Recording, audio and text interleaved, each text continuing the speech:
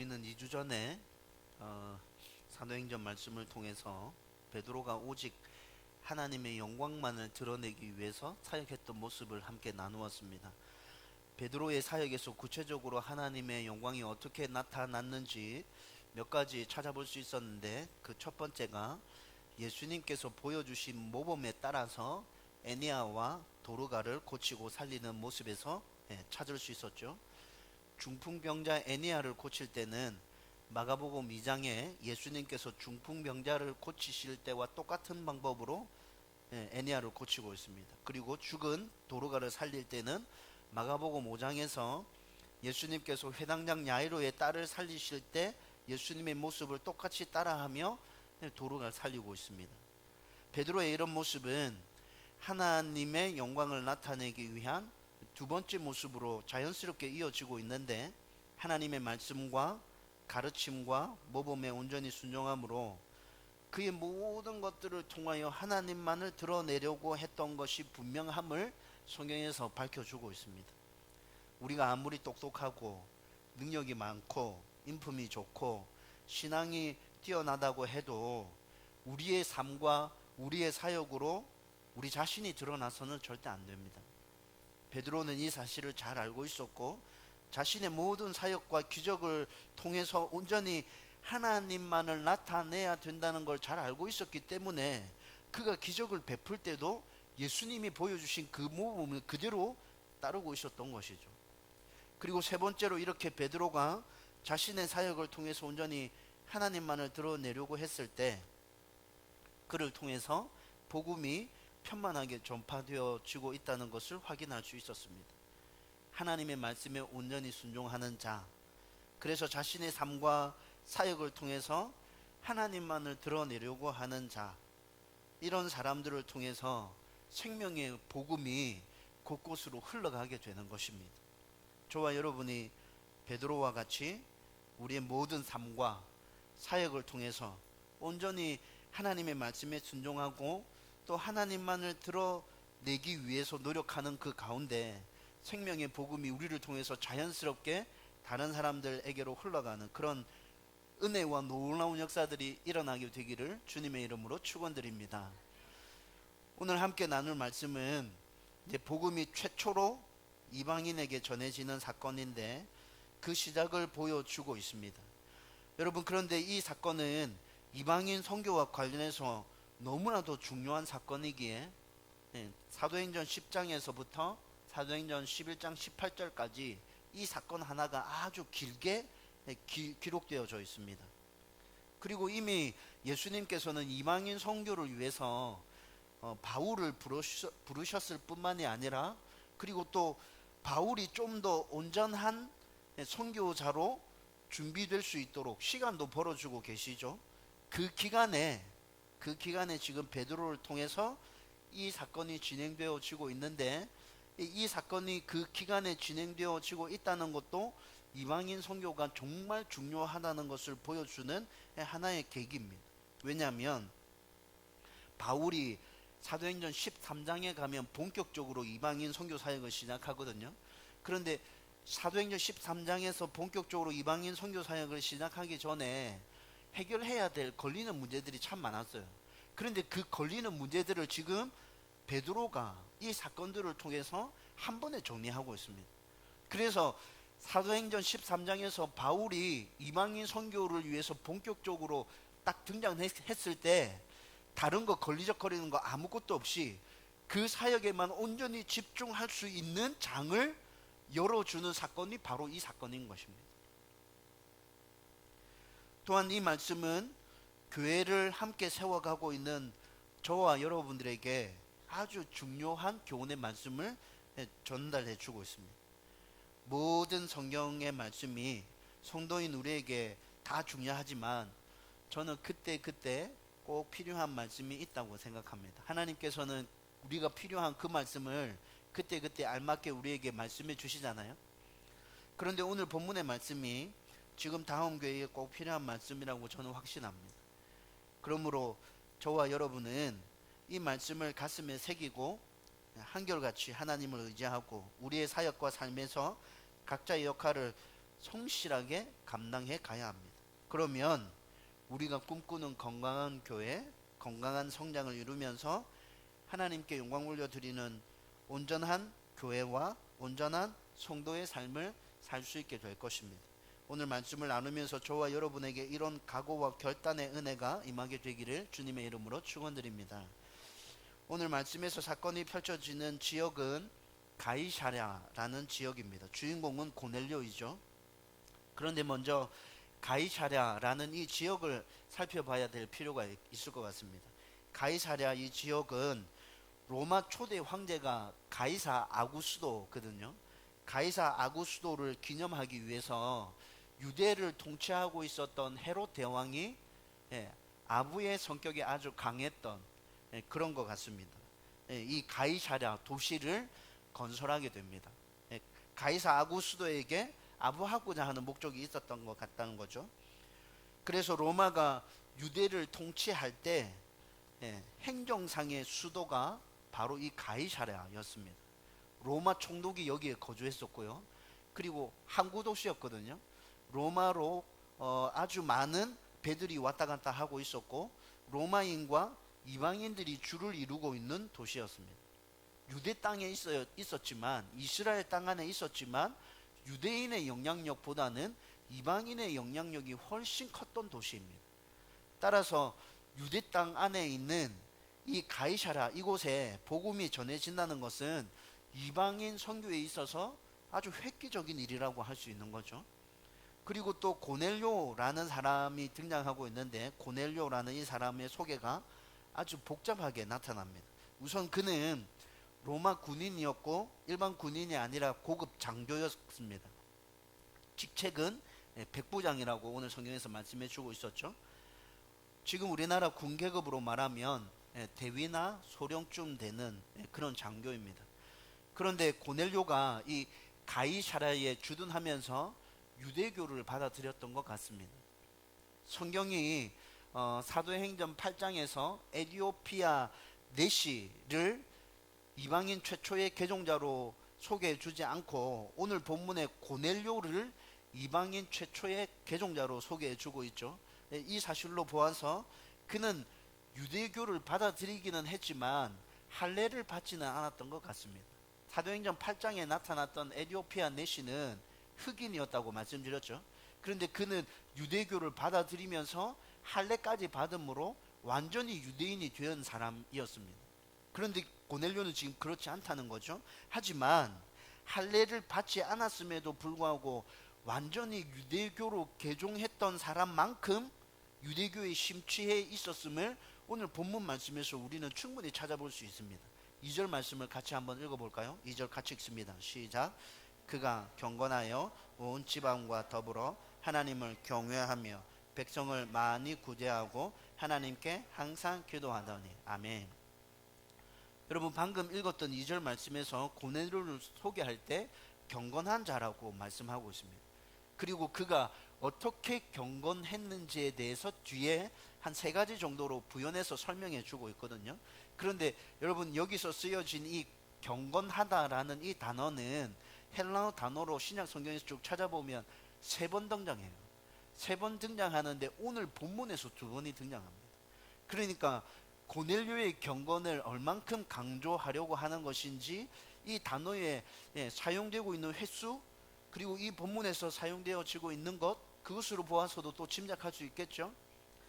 고넬료가 이렇게 경건했는데 그의 경건을 어떻게 설명해 주냐. 첫 번째는 온 집안 사람이 하나님을 경외한 사람이라고 말하고 있습니다.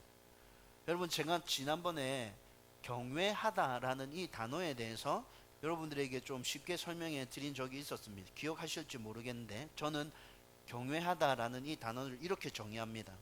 존경과 사랑이 정점에 이르렀을 때 느끼는 두려움. 저는 경외를 이렇게 정의하거든요. 여러분 이것은 무서움과는 완전히 다른 거죠.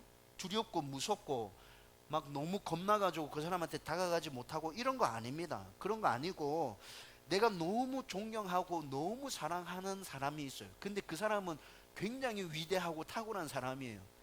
그런데 그 사람 만나기를 소원하지만 그 사람이 진짜 내 눈앞에 나타났을 때 선뜻 다가갈 수 있습니까?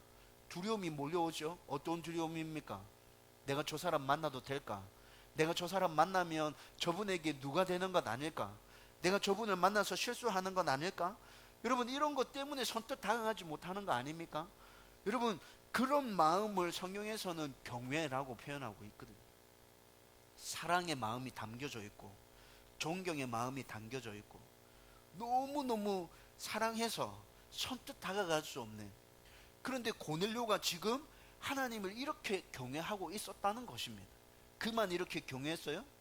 그 집안 사람들 전부가 이렇게 하나님을 경외했다는 것이죠.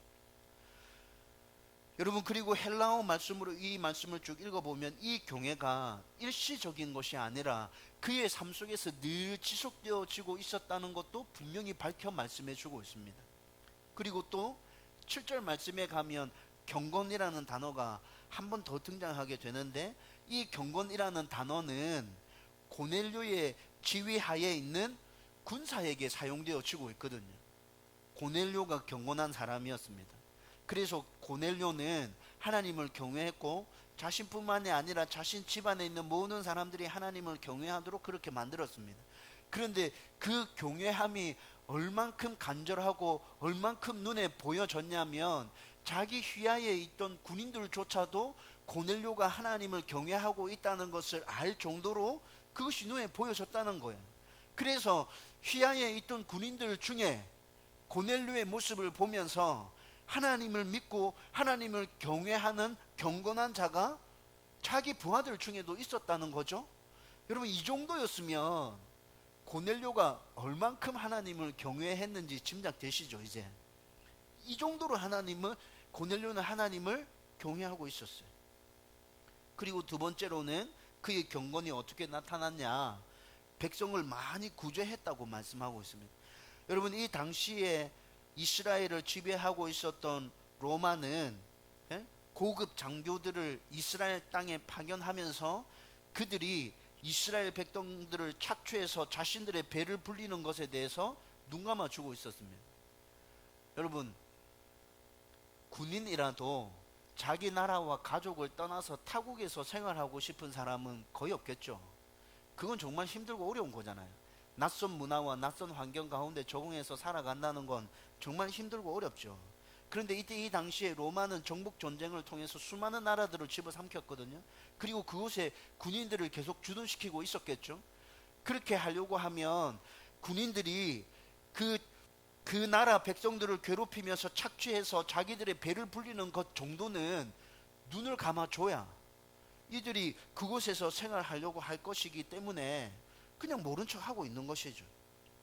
그런데 대부분의 로마 군인들이 이렇게 식민지 백성들을 괴롭힘으로 자신들의 배를 불리고 있는 이 상황에서 고넬료는 어떻게 하고 있었다고요?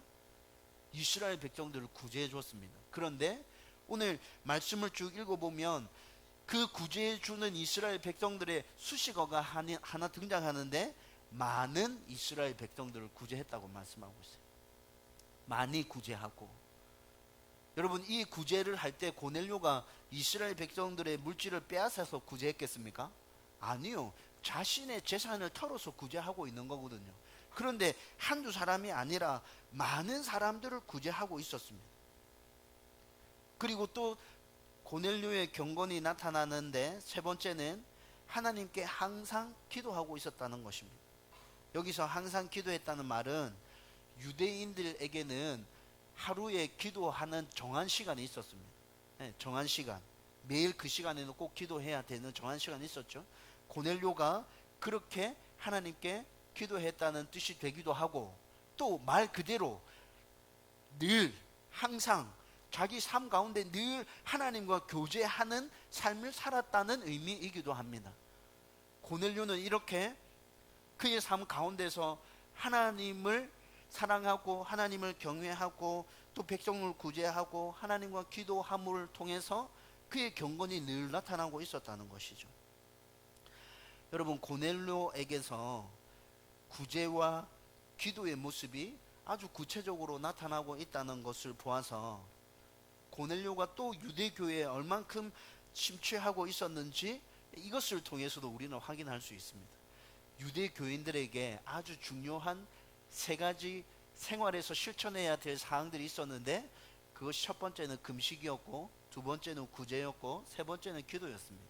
유대인들은 유대인으로서 얼마나 좋은 신앙을 가지고 있느냐라는 그 평가의 척도가 이 세 가지를 얼마나 성실하게 하고 있느냐에 따라서 평가할 수 있을 만큼 중요한 것이었어요. 그런데 고넬료의 삶 가운데 지금 구제와 기도가 같이 나타나고 있죠. 여러분, 그러면 금식은 왜 안 나타났을까요? 고넬료의 신분이 뭐라고 했죠? 로마의 군인. 로마의 군인이면 집단 생활을 했겠죠. 단체 생활을 했을 거고 정한 시간에 따라서 딱딱딱딱 움직여야 됐을 겁니다. 그러니까 금식하는 건 굉장히 힘들었을 거예요. 그런데 구제하고 개인적으로 기도하는 시간은 자기가 의지만 있다면 시간을 약간 조정해 가면서도 얼마든지 할 수 있는 것이었죠. 고넬료에게서 이런 모습이 나타나고 있다는 것으로 보아 이 사람은 진짜 경건한 사람이 맞았구나 라는 것을 우리는 충분히 알 수 있게 되는 거죠. 그리고 또 4절 말씀에서 천사가 고넬료가 경건한 사람이었다는 것을 또 부연해서 증명해 주고 있습니다. 4절 말씀 같이 한번 읽어보십시다. 다 같이 읽습니다. 시작. 고넬료가 주목하여 보고 두려워 이르되 주여 무슨 일이니까? 천사가 이르되 내 기도와 구제가 하나님 앞에 상달되어 기억하신 바가 되었으니. 아멘. 모든 부분에서 고넬료의 모습이 이러했기 때문에 하나님께서 이방인으로서는 최초로 복음을 접하고 받아들이는 은혜를 고넬료에게 주신 것 같다는 확신이 생깁니다. 그리고 우리는 오늘 이 말씀에서 고넬료의 모습을 통해서 아주 중요한 사실 또 하나를 발견하게 됩니다. 그것은 바로 하나님께서 하나님의 백성으로 삼으시기 위해서 고넬료와 같은 사람을 준비시켜셨다는 것입니다. 여러분, 이 사실은 꾸준히 전도하는 사람이면 분명히 확인할 수 있는 사실이죠. 전도하다 보면 복음을 튕겨내는 사람도 있고 따가운 눈총을 주는 사람도 굉장히 많지만 또 복음을 받아들일, 예수를 믿을 준비가 된 사람들 만나게 됩니다. 그리고 저는 다음 교회가 시작되고 난 후에 다시 신앙생활을 시작하는 우리 성도들을 보면서 이 사실들을 더 분명하게 확인하게 됩니다. 가정과 개인에게 닥친 어려운 문제 가운데서 의지할 분을 찾아서 신앙생활을 시작한 성도가 우리 성도들 중에 있습니다. 신앙생활을 하긴 했는데 성실하게 못했고, 그러다가 다음 교회에 연결되어서 이곳에서 신앙생활을 하게 됐는데 그 이후로 열심히 신앙생활을 하고 있는 성도들이 우리 가운데 있습니다. 어린 시절에 잠깐 신앙을 접한 경험이 있었지만 어른이 되고 난 다음에 신앙생활을 하지 않다가 다시 신앙생활을 하는 성도들이 우리 교회 성도들 중에 있죠. 물론 교회가 처음 시작될 때 처음부터 함께 한 분들은 충성스럽고 아주 신실한 성도들이었습니다. 그런데 제가 생각할 때 이렇게 모인 성도들을 보면서 신실하고 성실하게 신앙생활 잘했던 성도들 뿐만이 아니라 함께 이런 여러 가지 상황과 여건들 가운데서 다음 교회 와서 함께 신앙생활 하는 이 분들을 보면서 하나님께서 준비하신 분들이구나 라는 것들을 느끼게 된다는 것이죠. 새롭게 신앙생활을 하면서 온전한 하나님의 사람으로 서기 위한 몸부림과 노력들이 보입니다. 여러분들은 잘 모르시겠지만 예배 드릴 때 여러분들의 모습을 보면 제가 정말 감사하고 때로는 눈물 날 것 같습니다. 우리 교회 성도들 잘 졸지 않는다는 거 아십니까? 몇 명 안 돼가지고 졸기 부담스러워서 안 졸는 건가? 그런데 여러분, 목사가 강단에 서서 이렇게 설교하면 성도가 잘 듣고 있구나, 아니면 딴 생각을 하고 있구나, 정말 이거는 거의 90% 이상 느껴지거든요. 우리 성도들 정말 잘 듣습니다. 하나님의 말씀을 쫙 빨아 당기고 있어요. 제가 그게 너무 감사해요. 우리 집사람과 자주 나누는 얘기입니다. 수요 기도회에 기도하는 모습들. 여러분, 저는 우리 교회 수요 기도회 숫자 몇 명 안 되지만 저는 기도할 때 그 때가 너무 좋습니다. 예. 하나님의 임재가 느껴집니다. 하나님이 나의 기도를 듣고 계시구나. 우리 교회에 하나님께서 임재하셨구나 라는 것이 저는 강력하게 느껴지거든요. 주일 오후에 서로 교제하는 모습들, 여러분 이런 거 모습 지켜보고 있으면 제가 별 말을 하지 않지만 여러분 모두는 하나님께서는 온전한 하나님의 백성 삼으시기 위해서 여러분들을 준비하셨고 때에 맞추어서 다음 교회로 부르셨고 그렇게 지금 함께 이 교회를 세워가고 있는 것이라고 저는 확신하게 되는 것이죠. 그리고 앞으로도 하나님께서 하나님의 백성 삼으시기 위해 준비하신 분들을 다음 교회로 계속 보내주실 줄 저는 믿고 확신합니다. 처음 신앙생활 하는 분이든 교회를 이동하는 분이든 다음 교회에 오는 분들은 하나님께서 준비하신 분들입니다. 그리고 하나님의 이 준비는 그분들과 다음 교회 모두를 위한 준비입니다. 그분들은 다음 교회를 통해서 좋은 하나님의 사람으로 변화되도록 하나님께서 그렇게 모든 일들을 준비하셔서 이곳에 오게 하셨고, 다음 교회는 그분들을 통해서 교회를 건강하게 세워가게 하시기 위해서 하나님께서 모든 일들을 준비하셨고 그 일들을 진행시켜 가신다는 것이죠. 저와 여러분들이 준비된 자에 대한 이 말씀을 하나님의 말씀으로 받을 수 있었으면 좋겠습니다.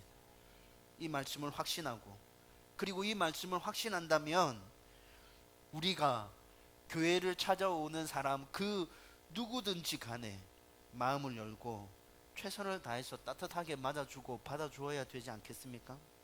반갑게 인사하고 관심을 가져주고 배려해주고 섬겨주고 그분들을 세워주고, 그래서 그분들과 함께 이 다음 교회가 건강하게 세워져 가도록 함께 노력해 가야 한다는 것이죠.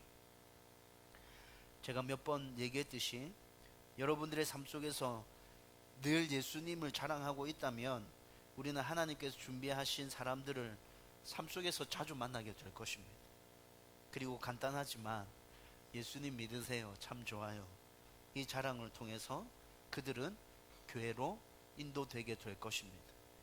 저와 여러분들이 하나님께서 자신의 백성 삼으시기 위해 준비하신 사람에 대한 그 확신을 가지고 늘 예수님 자랑하고 교회를 찾는 모든 사람들을 잘 섬겨줌으로 복음 전파의 도구로 쓰임받게 되기를 주님의 이름으로 축원드립니다. 이제 오늘 본문을 통해서 또 준비된 자와 대응되는 보냄받은 자에 대해서 생각하려고 합니다. 여러분, 오늘 본문에서는 준비된 자에게 복음을 전하며 하나님의 백성으로 세워줄 보냄받은 자에 대한 언급도 나타나고 있죠. 그 보냄받은 사람이 구체적으로 어떤 일을 해야 하는지와 관련해서는 다음 주에 나타나게 될 건데, 그 보냄받은 자가 베드로라는 사실은 오늘 말씀에서 분명히 나타나고 있습니다. 5절 말씀 같이 읽겠습니다. 다 같이 읽읍시다. 시작. 네가 지금 사람들을 요바에 보내어. 아멘. 여러분, 그런데 좀 이상하다는 생각이 들지 않습니까? 오늘 본문에서 분명히 하나님의 천사가 고넬료에게 지금 나타났죠. 네, 하나님의 천사가 고넬료에게 찾아온 이유는 뭡니까? 그가 하나님을 경외하고 경건한 삶을 살았기에 그를 이방인으로서 최초로 하나님의 자녀 삼으시기 위해서 지금 하나님의 천사가 그를 찾아온 것 아닙니까? 그렇다면 천사가 직접 고넬료에게 예수의 복음을 전하면 되지 않나요? 천사가 직접 얘기해 주는 거 이거 이상한 겁니까? 잘못된 겁니까? 하나님이 보내신 천사가 직접 복음을 전하는 이 간단한 방법을 놔두고 왜 50km나 떨어져 있는 요바에 있는 베드로를 불러와서 베드로를 통해서 복음을 듣는 이 어려운 방법을 선택하고 있냐는 것입니다. 여러분, 이거 잘 이해가 되지 않죠? 그러나 이와 관련해서 하나님은 분명한 하나님의 방법을 말씀해 주고 계십니다. 고린도전서 1장 21절 말씀 같이 읽어보십시다. 다 같이 읽습니다. 시작. 하나님의 지혜에 있어서는 하나님을 알지 못함으로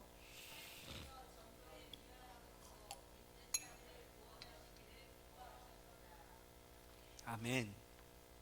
이 말씀은 하나님의 놀라운 구원 계획과 구원의 길을 인간에게 보여주어도 인간의 지혜로는 도저히 찾을 수도 없고 이해할 수도 없었다는 말씀입니다.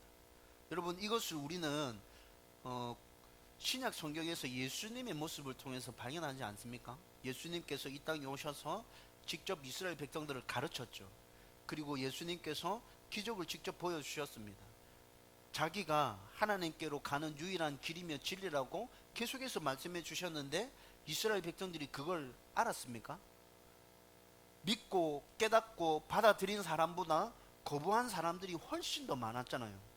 여러분, 이런 모습을 보면 하나님께서 구원과 관련된 계획들을 세우시고 그 진리들을 우리에게 말씀해 주시지만 인간이 어리석어서 잘 깨닫지 못한다는 것을 분명하게 알 수 있게 되죠.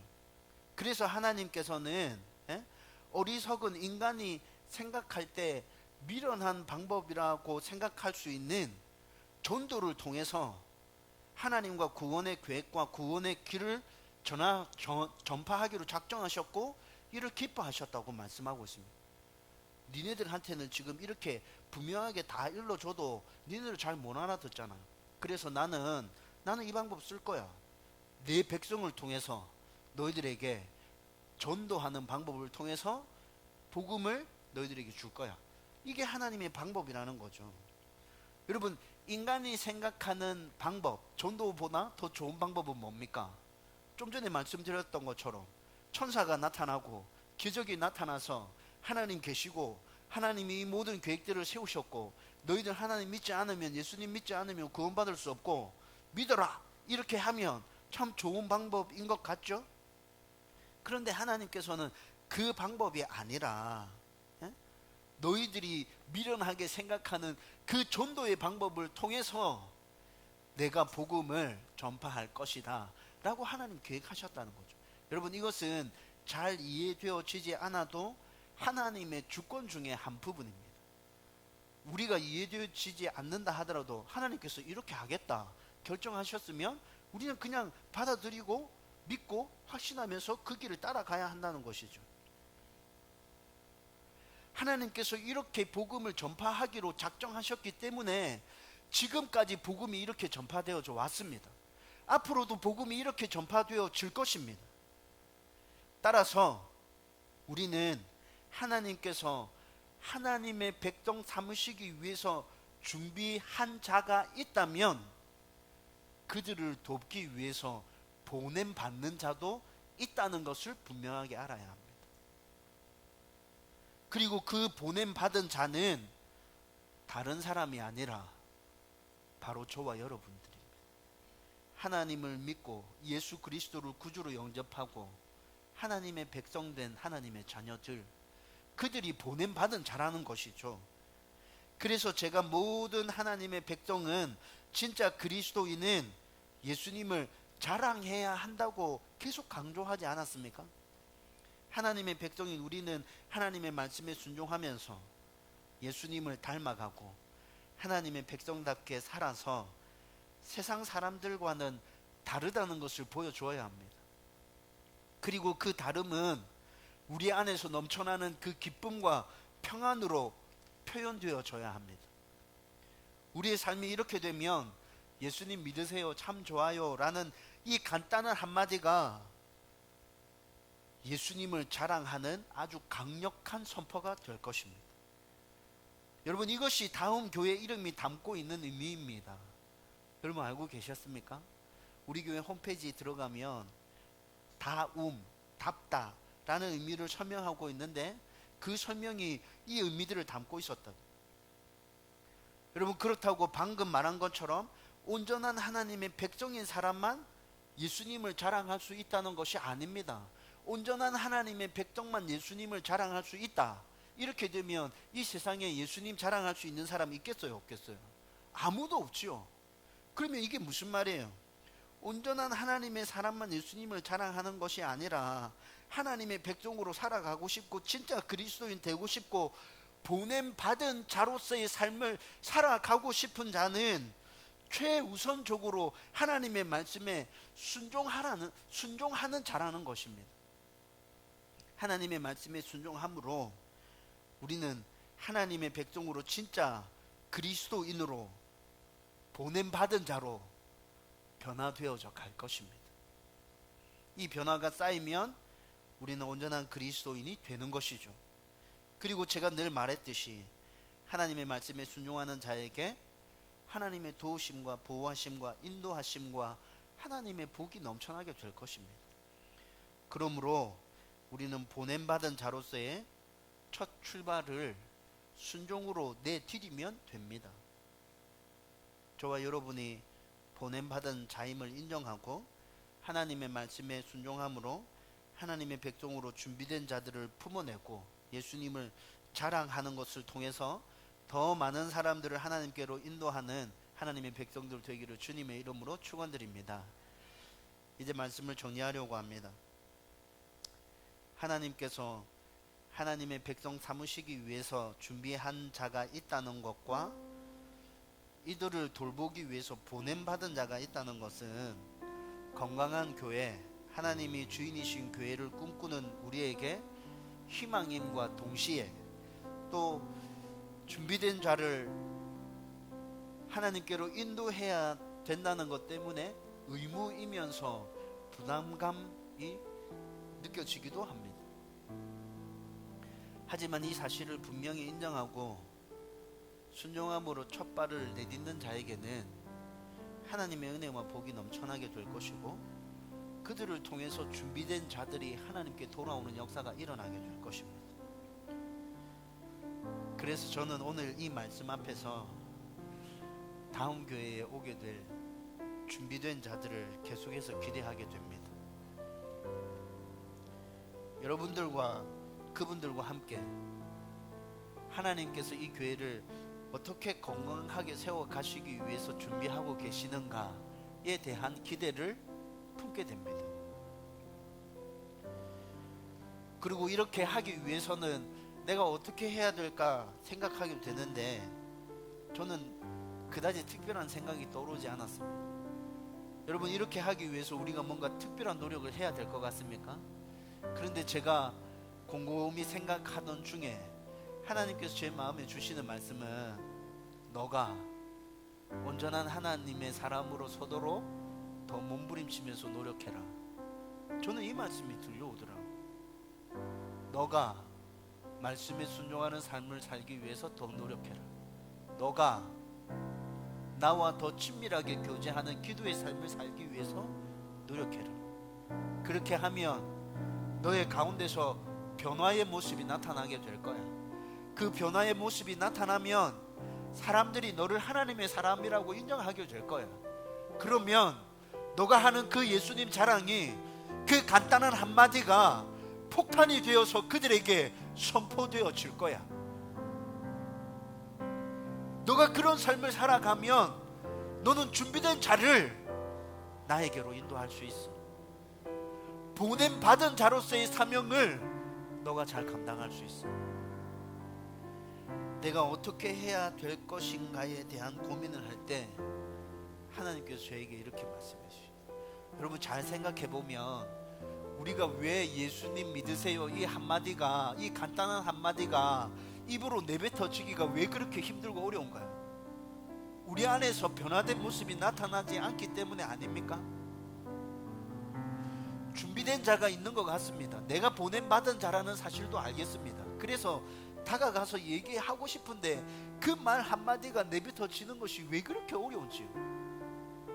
여러분, 우리 안에 변화의 모습이 나타나고 있다면 예수님 믿으세요. 정말 좋습니다.